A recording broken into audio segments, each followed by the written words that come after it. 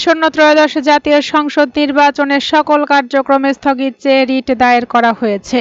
রিটে নির্বাহী বিভাগ থেকে নির্বাচন কমিশনের সচিব, রিটার্নিং কর্মকর্তা ও সহকারী রিটার্নিং কর্মকর্তা নিয়োগ অবৈধ ঘোষণা এবং ইলেকটোরাল সার্ভিস কমিশন গঠনের নির্দেশনা চাওয়া হয়েছে।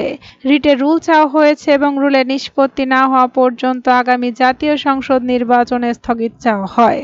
বুধবার বাংলাদেশ কংগ্রেসের মহাসচিব অ্যাডভোকেট ইয়ারুল ইসলাম এ রিট দায়ের করেন।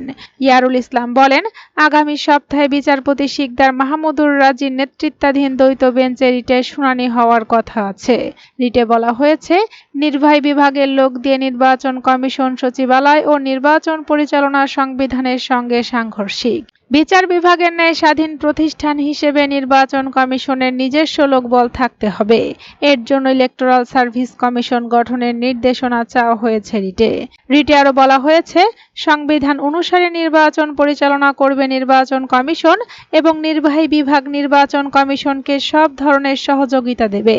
কিন্তু সংবিধান লঙ্ঘন করে একটি নির্বাচন পরিচালনার দায়িত্ব নির্বাহী বিভাগকে দেওয়া হয়। নির্বাহী বিভাগ সরকারের প্রতিনিধি হিসেবে সরকারের চাহিদা মোতাবেক নির্বাচন পরিচালনা করে।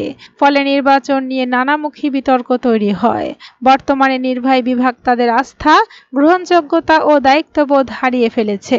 তাদের দ্বারা সুষ্ঠু ও গ্রহণযোগ্য নির্বাচন হবে এটা কেউ বিশ্বাস করে না।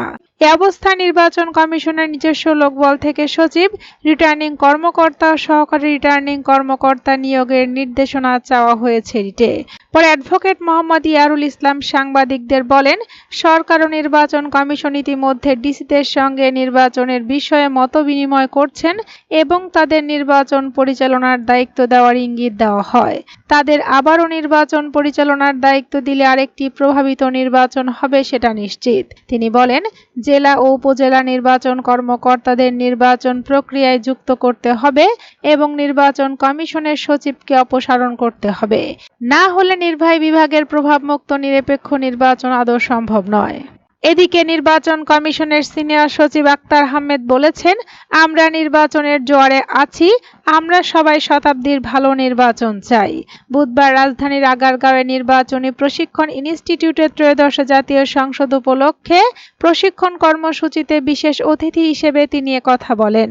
ইসি সচিব বলেন, আমাদের সামনে যে নির্বাচন ও গণভোটের যে আয়োজন তা বিশাল কর্মযজ্ঞ এবং একটি আরেকটির পরিপূরক।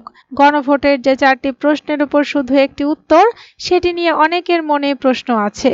কিন্তু উপদেষ্টা পরিষদের আলোচনায় বলা হচ্ছিল, রাজনৈতিক দলের প্রচারণায় 20টা ম্যানিফেস্টো থাকে, তার সবগুলোতে একমত হয় না সবাই, তবে সার্বিকভাবে দেখে। গণভোটের ব্যাপারটাও তেমনই, পুরো প্যাকেজ দেখে আপনারা ভোট দেবেন।